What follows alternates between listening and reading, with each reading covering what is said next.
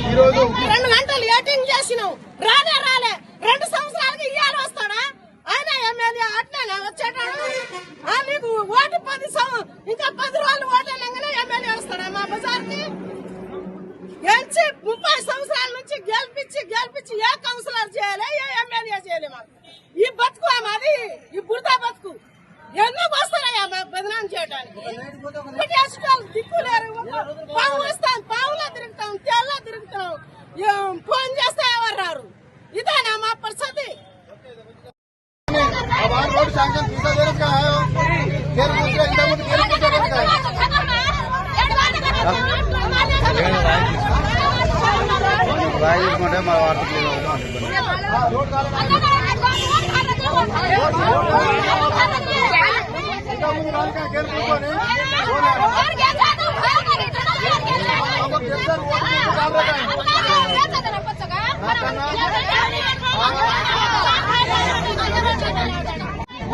దాదాపు 50 లక్షల రూపాయలతోటి ఈరోజు రోడ్లు, సైడ్ కాలువల నిర్మాణం కొరకు శంకుస్థాపన చేసుకోబోతున్నాం.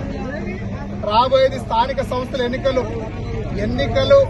మీరు ఓటేయక ముందు ఇక్కడ రోడ్డు తయారవుతుందని మీకు అందరికీ తెలియజేస్తున్నాం. ఎందుకంటే ఇక్కడ ఉన్నటువంటి ఎవరైతే కాంట్రాక్టర్ ఉన్నాడో కాంట్రాక్టర్లకు చెప్పించి ఈ రోడ్డు ఇదే కాదు, ఈ రోజు శంకుస్థాపన చేసిన ప్రతి ఒక్క రోడ్డును మీరు ఓటేయక ముందు ఇక్కడ స్టార్ట్ చేస్తానని నేను తెలియజేస్తున్నా. ముఖ్యంగా గత 10 సంవత్సరాలుగా వాళ్ళ కౌన్సిలర్లకు ఓట్లేసి గెలిపించింది కానీ ఇప్పటివరకు ఒక అభివృద్ధి జరగలేదు. అందుకే నేను చెప్తా ఉన్నా, ఈసారి మీరు నన్ను గెలిపించారు, నా మీద నమ్మకంతో 50,000 మెజార్టీ ఇచ్చారు కాబట్టి అదే పద్ధతిలో నేను మీకు పనిచేస్తాను. ఈ రోడ్డు కూడా వేయించి చూపిస్తానని చెప్పి మీకు తెలియజేస్తూ తీసుకుంటాను.